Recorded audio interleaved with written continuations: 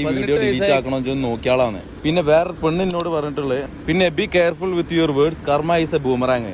ഒരു മിനിറ്റ്, ഞാൻ അതിനൊരു കുട്ടിനെ സ്പെഷ്യലൈസ് ചെയ്തിട്ട് പറഞ്ഞിട്ടില്ല. പിന്നെ ഞാൻ എൻ്റെ നിലപാടാണത്. ഞാൻ ഫുള്ള് അങ്ങനെ എല്ലാത്തിനും എതിർക്കുന്ന ആളൊന്നുമല്ല. ഞാൻ നേരത്തെ പറഞ്ഞ പോലെ എല്ലാവരും ഒറ്റ ഫ്രെയിമിൽ കാണല്ലേ. ചില ആൾക്കാർക്ക് എഡ്യൂക്കേഷൻ കൊടുക്കേണ്ടി വരും, ചില ആൾക്കാർക്ക് എഡ്യൂക്കേഷൻ കൊടുത്തിട്ട് കാര്യമില്ല, അത് മുതലെടുത്തിട്ട് വേറെ പണി ചെയ്യും. അപ്പം അങ്ങനെ ഇങ്ങനെയൊക്കെ ഉണ്ട്. പിന്നെ പറഞ്ഞിട്ടുള്ളതാണ്, ഈ ചേഷ്ട എന്നാൽ എന്താണ്, ആരുടെയും ഫ്രീഡം റെസ്ട്രിക്റ്റ് ചെയ്യരുത്, വെയിറ്റ് വെക്കുന്നത് ബോഡി ഷെയിം ചെയ്യുന്നതാണ്. ഒരു പടച്ചോൻ കൈസിലാക്കട്ടെ അല്ലേ, ആരാണെങ്കിലും. ഓക്കെ, അപ്പോൾ ഈ ബോഡി ഷെയിം ചെയ്യും, നമ്മളൊരു കുട്ടിയും ബോഡി ഷെയിം ചെയ്തിട്ടില്ല. 2.5 കിൻഡൽ പോത്തുന്നുള്ളതിൻ്റെ ഉദ്ദേശം എന്താണ്? ഒരു കുട്ടി നമ്മൾ പറഞ്ഞിട്ടില്ലല്ലോ.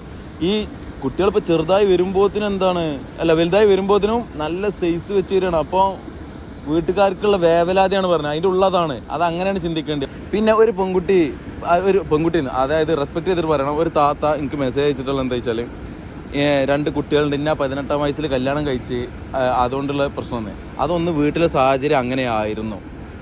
പഠിപ്പിക്കാൻ കഴിവില്ലാതെ പിന്നെ എവിടുന്ന് എടുത്തിട്ടായി പഠിപ്പിക്കുക മാതാപിതാക്കൾ.